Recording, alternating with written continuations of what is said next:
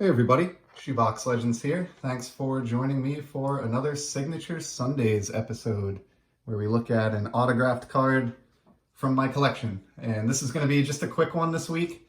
I know I have a bad habit of rambling, but I still think this will be probably under a 5-minute episode.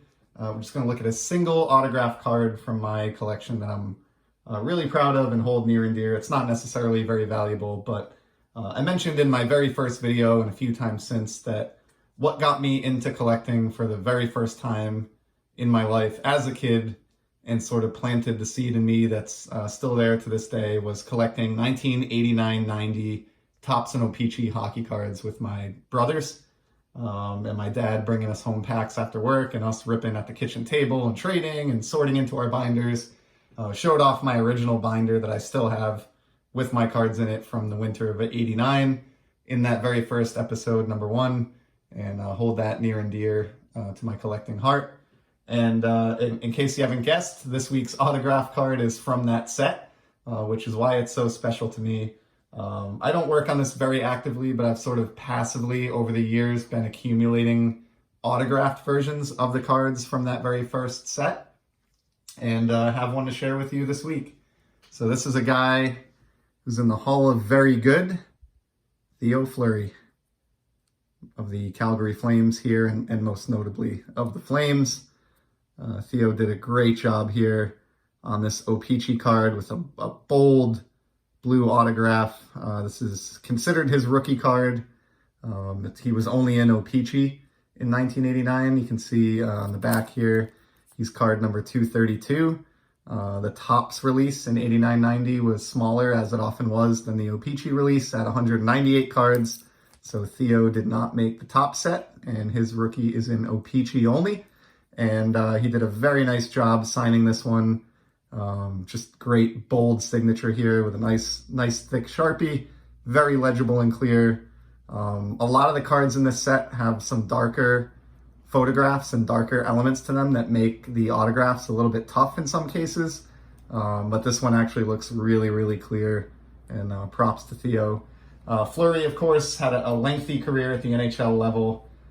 He went on to play for many seasons. You know, he started all the way back in the late 80s with the Flames here, and lasted all the way into the early 2000s, and even played a little bit overseas before finally hanging up the skates for the final time in like 2009. He was playing professional hockey as late as 2009, which is pretty impressive to think about.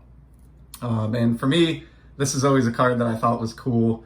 You know, he didn't turn out to be a Hall of Famer, but as I said, he absolutely is a Hall of Very Good member in my mind. Back in 1989, when this card came out, it was a pretty big deal because he was obviously at the beginning of a very bright career. He was a small little player. You know, if you look at Wikipedia now, I think it lists him at, you know, something like 5'6" or 5'7" and 180 pounds, but the back of this card tells the real story along the top here. 5'5", 155 pounds. So for somebody, you know, of that stature to be skating around and playing in the National Hockey League was pretty cool. He was like a spitball type of player, possessed really good speed, really good offensive capability. Before he hung up the skates, he ended up playing in over 1,000 games at the NHL level, and he recorded over 1,000 points. He finished at just a hair better than a point per game pace over his 1,000 game plus career. Scored 450 plus goals. Just an incredibly successful player, but he was also not afraid to mix it up, throw his limited amount of weight around, get dirty in the corners, you know, stuff like that, as evidenced by, you know, he racked up quite a bit of penalty minutes as well. I would say more penalty minutes than he did points, which is impressive. I think he finished with 1,800 plus, you know, career penalty minutes. So not a guy that was afraid to scrap despite his stature. And it was kind of those traits along with his speed and size that really made him a fan favorite and endeared him to hockey players and hockey fans all across the globe. So Theo, he's had some challenges later in his life, which I think are well noted. I won't get into them here. And I think we've learned, you know, some of the reasoning behind why he's had some of the struggles that he has. But, you know, overall, this guy was an amazing player, provided a lot of fun moments for hockey fans over a long period of time.